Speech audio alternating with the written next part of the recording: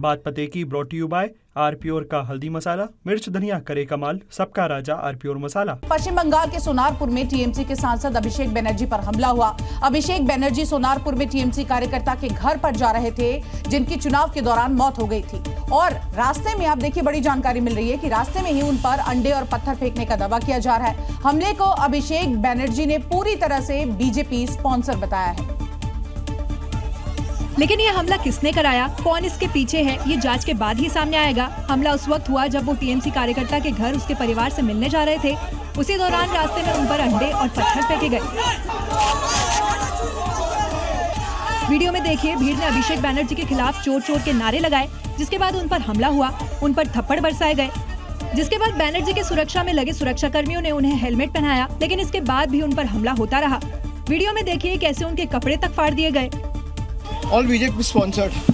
अब देखिए क्या हाल किया गया है।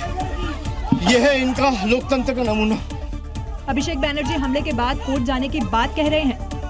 और जब से बंगाल में बीजेपी सरकार आई है, उसके बाद अभिषेक बनर्जी की सिक्योरिटी कम कर दी गई है और अब ये हमला होना, इसे लेकर अब टीएमसी आर पार के मूड में दिखाई दे रही है। पश्चिम बंगाल के आसनसोल में पुलिस ने इलाके का कुख्यात बदमाश टीएमसी का नेता साबिर मियां और लादेन के ठिकानों पर रेड कर दी है और यहां से भारी मात्रा में डीजल जब्त किया गया है। आरोपी यहां से डीजल की तस्करी कर रहा था और सूचना पर पुलिस ने इलाके में छापेमारी की है। रात के अंधेरे में रेड के दौरान जब पुलिस टीएमसी नेता लादेन के ठिकाने पर पहुंची तो वहां डीजल से भरे ड्रम मिले, जहां भारी मात्रा में डीजल बरामद हुआ। आरोपी से जुड़े कुल 3 गोदामों में से 2 में डीजल जमा होने के सबूत मिले हैं।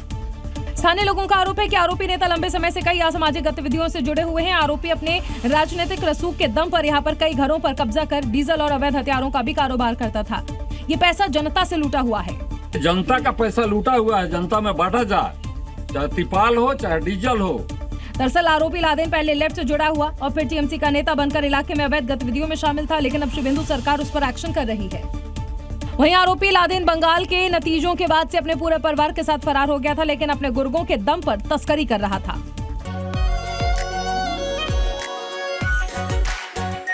आरप्योर शाही paneer masala, delicious, healthy everyday.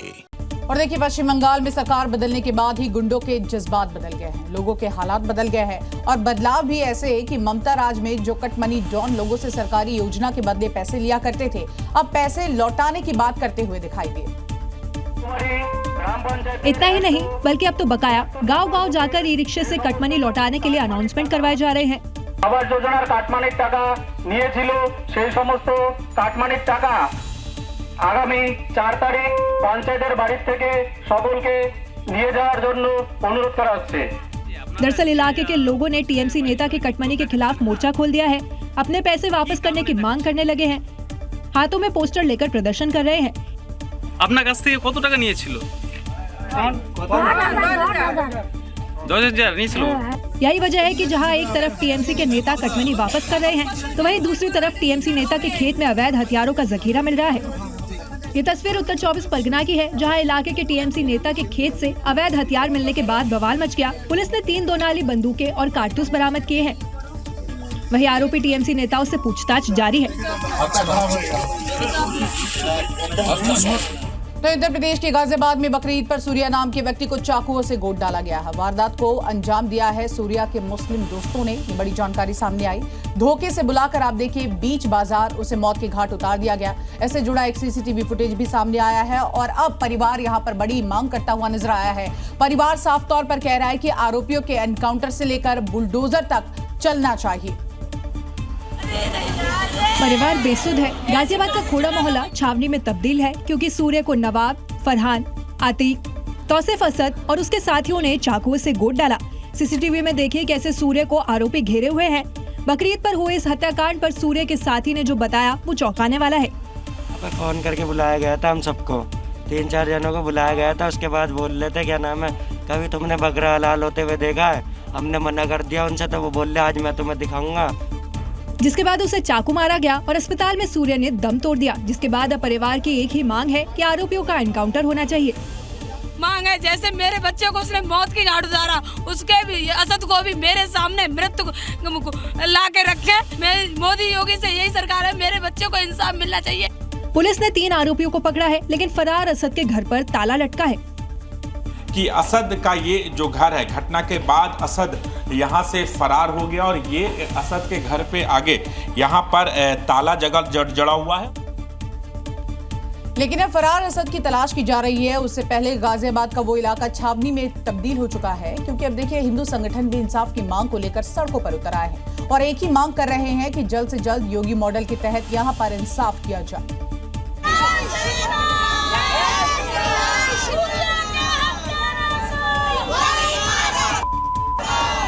ये गुस्सा है हत्या के खिलाफ, ये आक्रोश है सूर्य के गुनहगारों के खिलाफ और ये भीड़ है सूर्य का इंसाफ दिलाने के लिए, जिसमें महिलाओं के साथ बड़ी संख्या में हिंदू संगठन सड़कों पर उतरे हैं।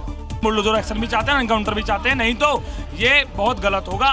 हालांकि सरकार ने सख्त कार्रवाई की बात कही है। हत्यारा कोई भी हो वो बक्सा नहीं जाएगा, उसको खोज निकाला जाएगा और हत्या करने वाले को फांसी पर चढ़ाने के लिए जो कार्रवाई होती है कानूनी, वो कानूनी कार्रवाई की जाएगी। उनको एनकाउंटर, फुल एनकाउंटर किया जाए और शीघ्र से जल्दी कार्रवाई की जाए। सूर्य के शव का पोस्टमार्टम होने के बाद जब वो घर पहुंचा तो परिजन और स्थानीय लोगों में जमकर गुस्सा और आक्रोश दिखाई दिया। परिवार की मांग यही है कि जब तक आरोपियों के खिलाफ सख्त कार्रवाई नहीं होगी तब तक वो अंतिम संस्कार नहीं करेंगे।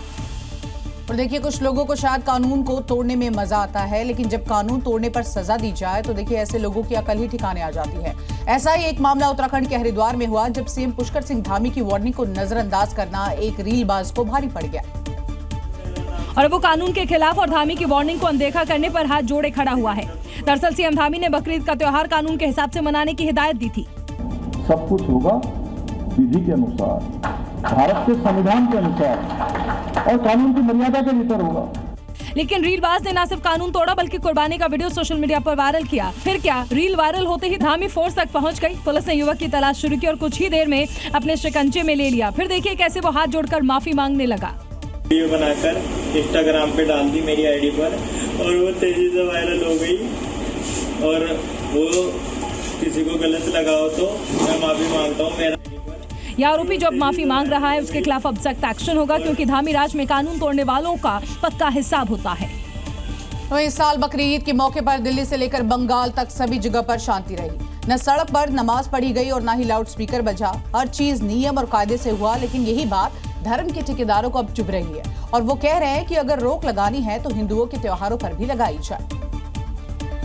और इस आवाज को बुलंद करने का बीड़ा उठाए हुए हैं असदुद्दीन ओवैसी। वो कह रहे हैं कि अगर सड़क पर नमाज गलत है तो सभी त्योहारों पर रोक लगे, सिर्फ मुसलमानों के त्योहार पर ही क्यों। अजान पे ये मसला, नमाज पे मसला, अच्छा वो जो यात्रा चलती उत्तराखंड से दिल्ली तक पूरी रोड ब्लॉक हो जाती, उस पर कोई तकलीफ नहीं है आपको?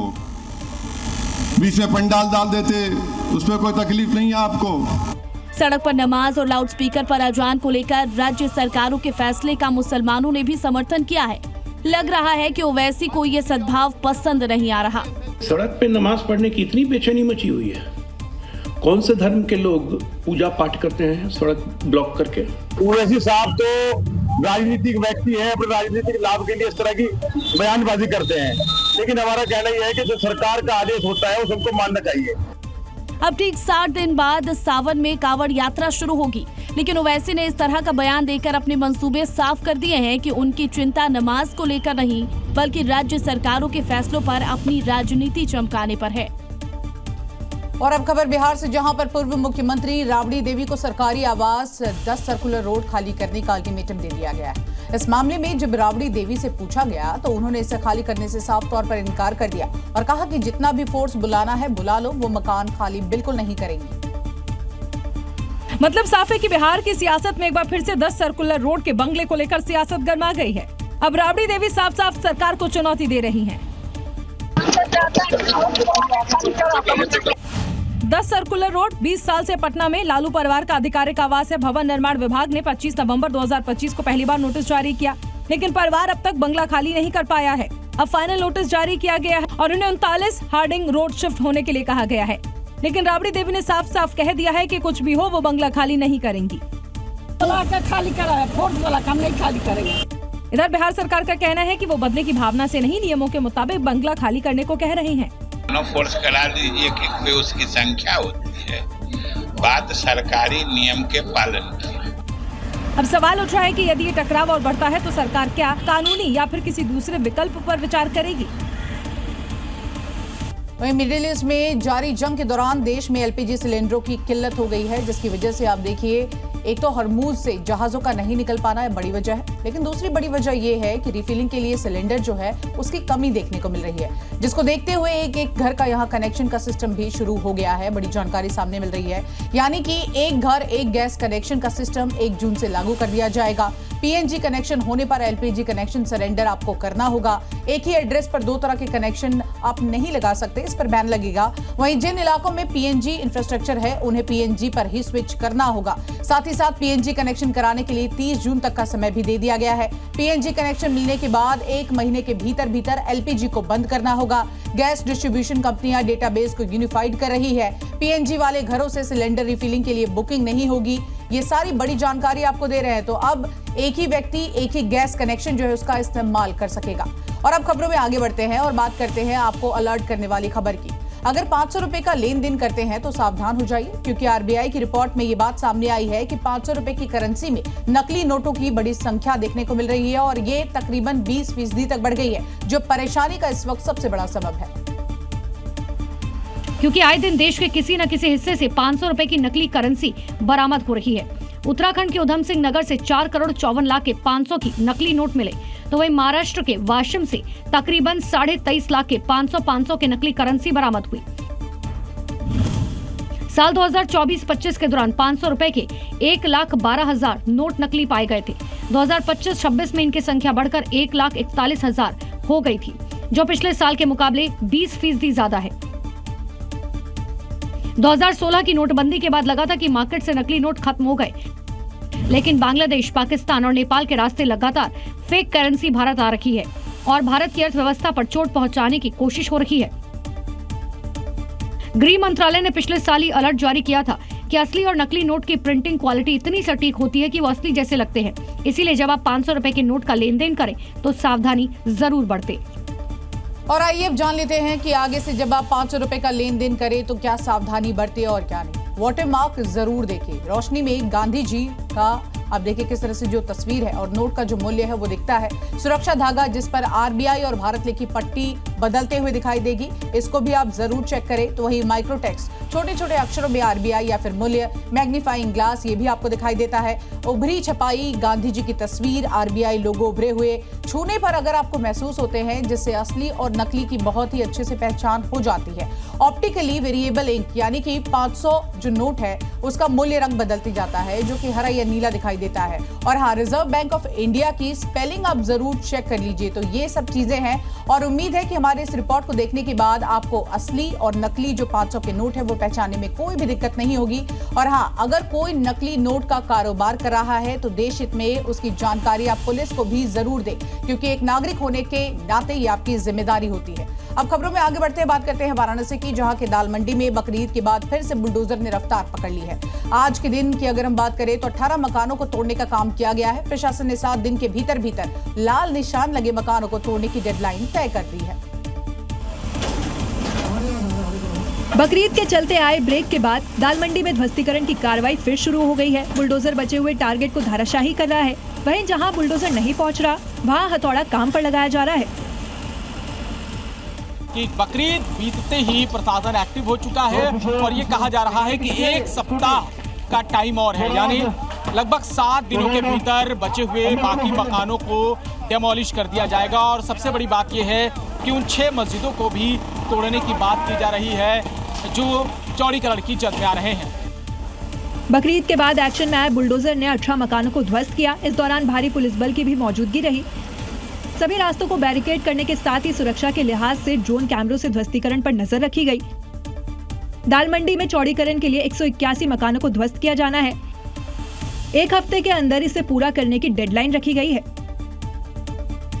हरियाणा के फरीदाबाद में विकास कार्य में बाधा बनने वाला मस्जिद और अवैध निर्माण को जमींदोज कर दिया गया है। देर रात से शुरू हुई ये पूरी की पूरी कार्रवाई जो है वो आज देर शाम तक चलती रही, जिसकी तस्वीरें भी लगातार सामने आई। इस दौरान मौके पर भारी संख्या में पुलिस बल की तैनाती की गई। इसी के साथ साथ जगह जगह पर बैरिकेडिंग कर दी गई ताकि किसी भी तरह की यहाँ पर कोई गड़बड़ी नहीं हो।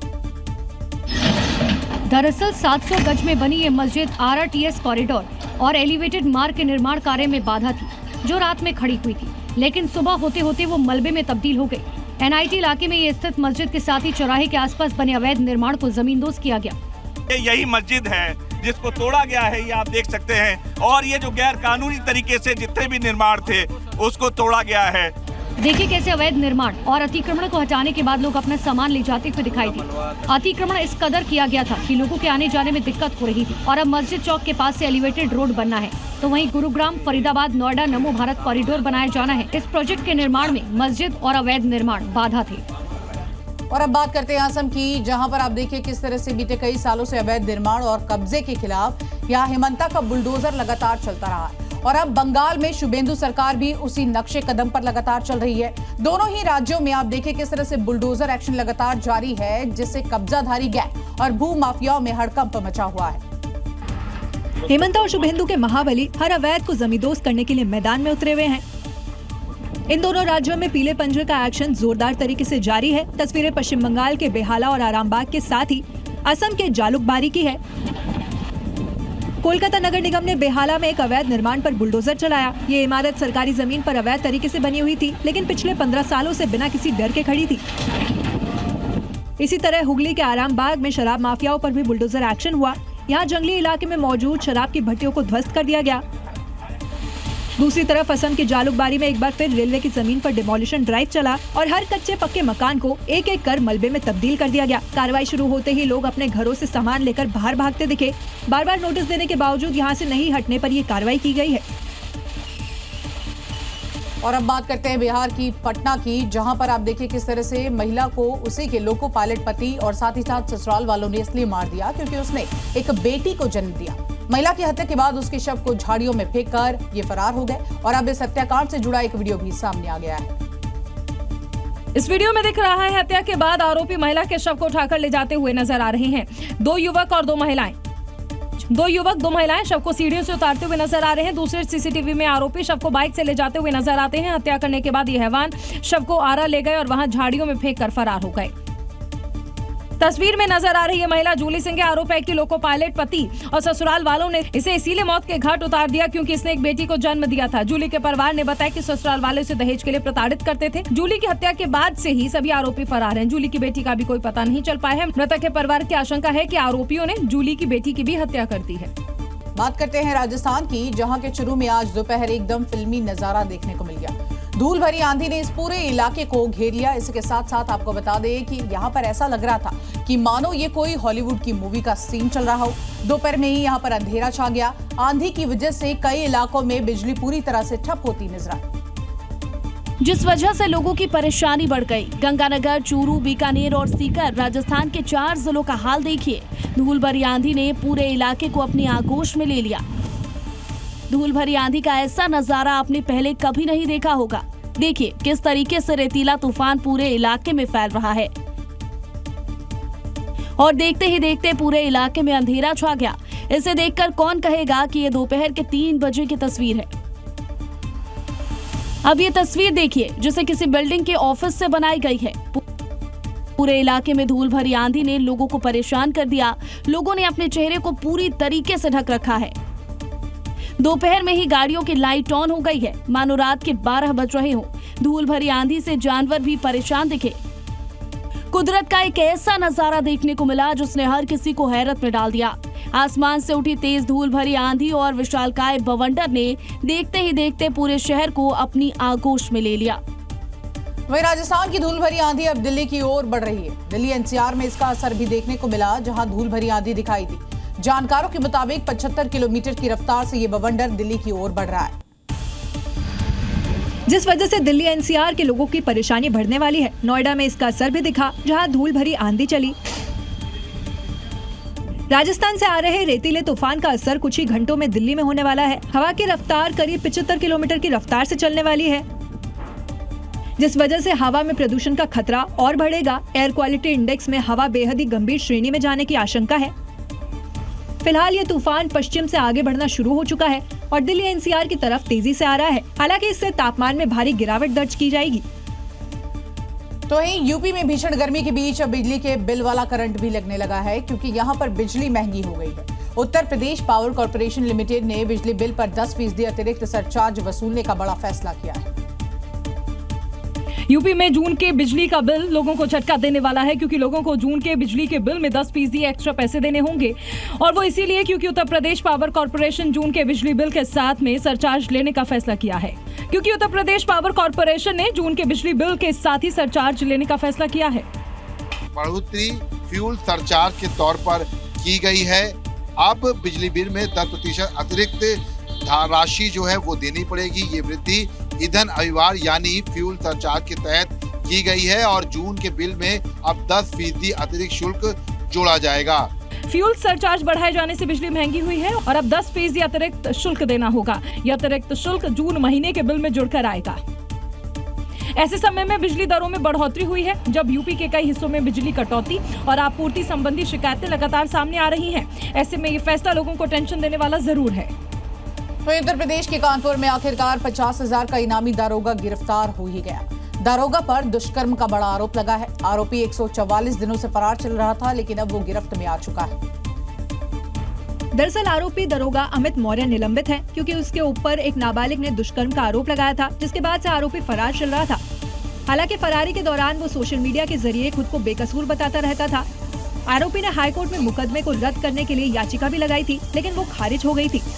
पुलिस ने आरोपी के खिलाफ 50,000 का इनाम भी घोषित कर रखा था। इसके बाद से पुलिस और क्राइम ब्रांच उसकी तलाश में लखनऊ, प्रयागराज, गोरखपुर, गाजियाबाद, महराजगंज, मेरठ में दबिश दे रही थी। करीब 144 दिन फरार रहने के बाद आखिरकार योगी फोर्स ने आरोपी निलंबित दरोगा को धर दबोचा। यूपी में महिला सुरक्षा सबसे टॉप पर है, इसलिए आरोपी कोई भी हो उसके खिलाफ एक्शन जरूर होता है। और अब बात करते हैं मेरठ की, जहां पर प्रधानमंत्री नरेंद्र मोदी और मुख्यमंत्री योगी आदित्यनाथ पर आपत्तिजनक टिप्पणी करने वाले को पुलिस ने गिरफ्तार कर लिया है। एहसान खान नाम के इस व्यक्ति का एक वीडियो वायरल होने के बाद पुलिस यहां एक्शन मोड में नजर आई और इसे गिरफ्तार करके कोर्ट में पेश किया गया। मुख्यमंत्री है, एक मुख्यमंत्री है, इसमें मुकदमा चलना है, इस पर बुझे। हाँ, योगी पे, मोदी पे, अमित शाह पे। वो तो महाराज कहाँ से आ गए? एहसान पर यूपी पुलिस ने नहीं किया एहसान। यह एहसान चाचा भूल गए कि यूपी है, यहाँ बोलने की आजादी तो है, लेकिन नफरत और जहर उगलने की नहीं। मुख्यमंत्री और प्रधानमंत्री पर आपत्तिजनक टिप्पणी करने वाले इस एहसान की ऐसी मरम्मत हुई कि इसकी चाल ही बिगड़ गई। अब देखो कैसे अपनी टिप्पणी के लिए कान पकड़कर माफी मांग रहा है। पुलिस की इस कार्रवाई से एहसान जैसे कई नफरती एजेंडा चलाने वालों को समझ आ गया होगा संवैधानिक पदों पर बैठे लोगों पर अभद्र टिप्पणी करने का क्या हाल हो सकता है। देश में लोकतंत्र है, बोलने की आजादी है, लेकिन अक्सर लोग इसका फायदा उठाकर कानून की लकीर पार कर देते हैं। योगी मोदी अमित शाह को बोला है, आज हमें सामने आ जाए तो दोनों को दोनों, और वही अंजाम होता है जो इस एहसान का हुआ। और देखिए, उत्तर प्रदेश में दबंगई करने वालों को पुलिस ने एक बार फिर से सबक सिखा दिया है। ये मामला है मुजफ्फरनगर का, जहां पर 7 बदमाशों ने सरेआम कार सवारों की रोककर पिटाई की थी। वीडियो वायरल हुआ तो उसके बाद पुलिस ने उनका ठीक से इलाज कर दिया है, जिसके बाद अब उनकी चाल कुछ यूं हो गई है। ये वही 7 बदमाश है जो अब ऐसी गलती नहीं दोहराने की कसम खा रही हैं। अब जरा इन 7 बदमाशों की करतूत देख लीजिए, इनका हौसला देख लीजिए, कैसे बीच सड़क दबंगई दिखा रहे थे। कार के आगे बाइक लगाकर ये कार सवारों को रुकवाते हैं। देखिए, ये वही 7 बदमाश है। फिर कार चला रहे शख्स को बाहर निकालकर पीटना शुरू कर देते हैं। कार में बैठे दूसरे लोगों को भी बाहर निकालकर पीटना शुरू कर देते हैं। इतने में इनका एक साथी कार के शीशे पर डंडे से प्रहार कर उसे तोड़ देता है, लेकिन वो भूल गए थे सीएम योगी की चेतावनी। आज माफिया पिस्तौल लहराते हुए कोई धमका करके खुली जीप में चल करके किसी हिंदू को धमका नहीं सकता है। और यहाँ तो धमकी ही नहीं बल्कि सरेआम दबंगई दिखाई गई थी। अब चुनौती सीएम को थी तो योगी फोर्स कहाँ चुप बैठने वाली थी। कर दिया इन दबंगों का हिसाब। वहीं यूपी पुलिस लगातार एक्शन में है और अपराधियों पर नकेल कसने में जुटी हुई है। बीते 24 घंटे की अगर हम बात करें तो प्रदेश के कई जिलों में ताबड़तोड़ कार्रवाई देखने को मिली। कई अपराधी दबोचे गए, जिसमें गाजीपुर का कुख्यात इनामी शाहरुख भी शामिल है, जिसने साल 2018 में सलमान खान के पिता सलीम खान को धमकी दी थी। हाथों में पिस्टल लिए इस बदमाश पर 25,000 रुपए का इनाम था, जिसे लखनऊ में एक महिला से चेन लूटने के मामले में गिरफ्तार किया गया था।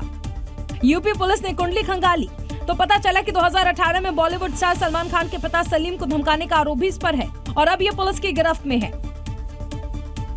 लेकिन योगी फोर्स यही नहीं रुकी। उन्नाव से लेकर जालौन तक ऐसे बदमाशों के खिलाफ मोर्चा खोल रखा है।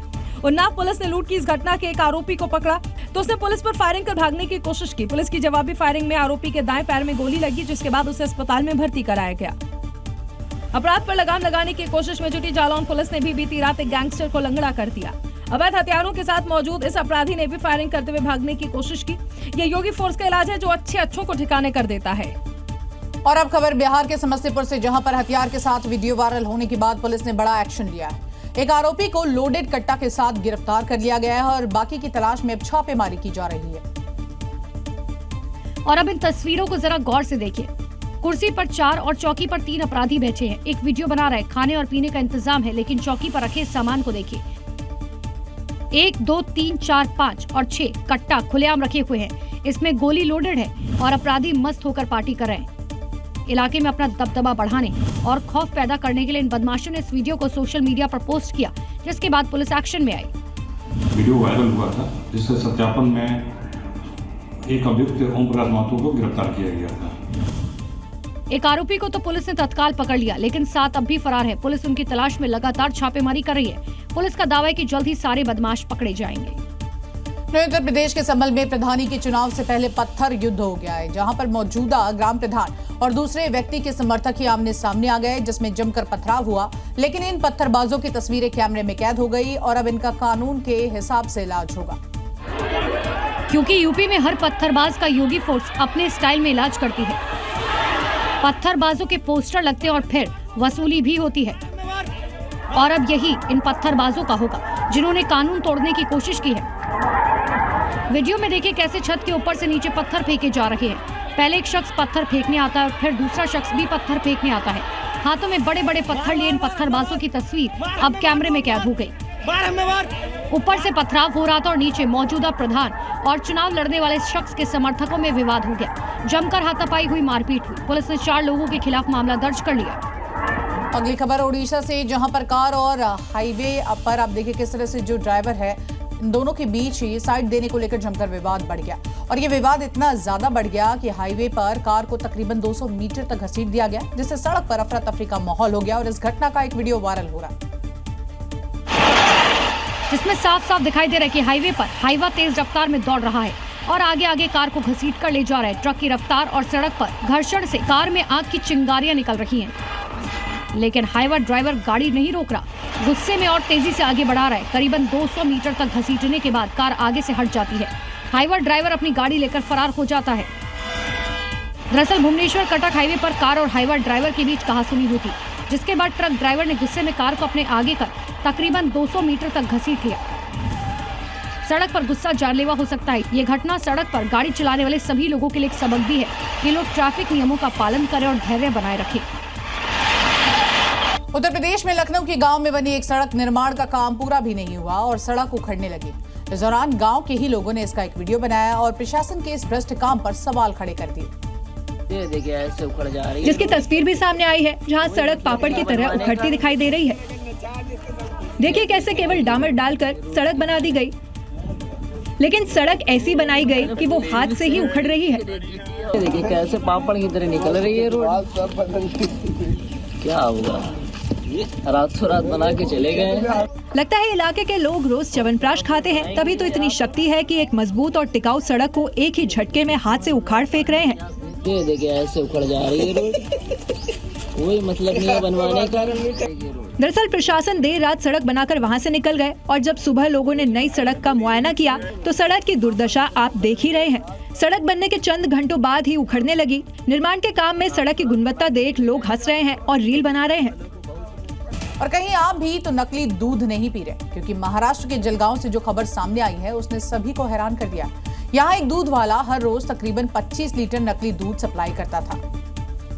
क्योंकि मुनाफाखोरी के चक्कर में आरोपी उस दूध में मिलावट कर बेचता था।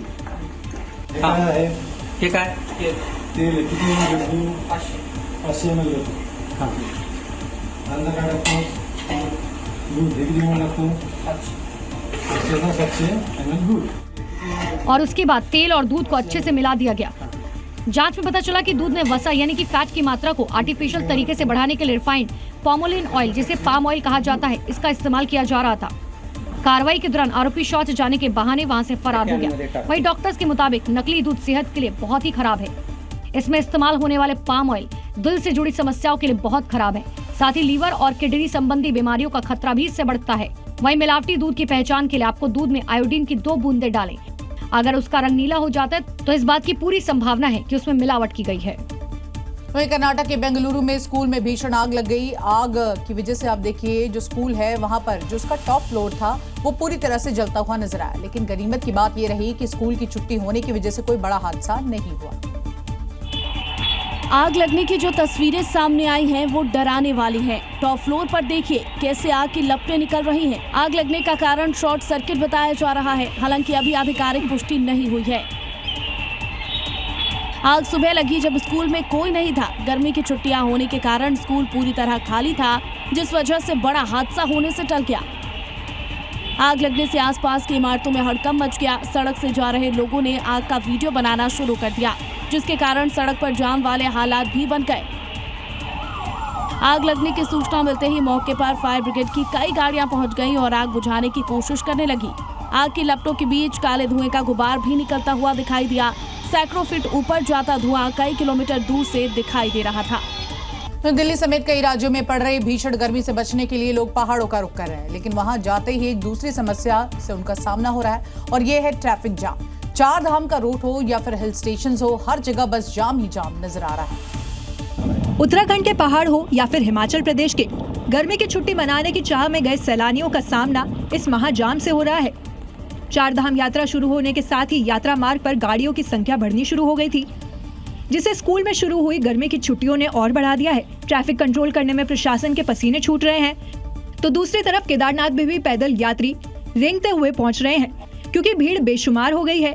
इतनी जाम लगी हुई है दोनों तरफ से, ना इधर से जाने को रास्ता ना उधर से आने का रास्ता। लेकिन हालात 4 धाम यात्रा मार्गों में ही खराब नहीं है, दूसरे टूरिस्ट डेस्टिनेशन के भी हाल वही है। जहां तक नजर दौड़ाए गाड़ियों की लंबी कतार नजर आ रही है। लोग अपनी मंजिल पर पहुंचने से पहले ही थक जा रहे हैं। तो ये थी खबरें 7 बजे की। कल फिर होगी बात पते की। नमस्कार। थोड़े में ज्यादा स्वाद, यही तो है इसकी खास बात। वाओ मामा क्या स्वाद है, अरे मेरे राजा।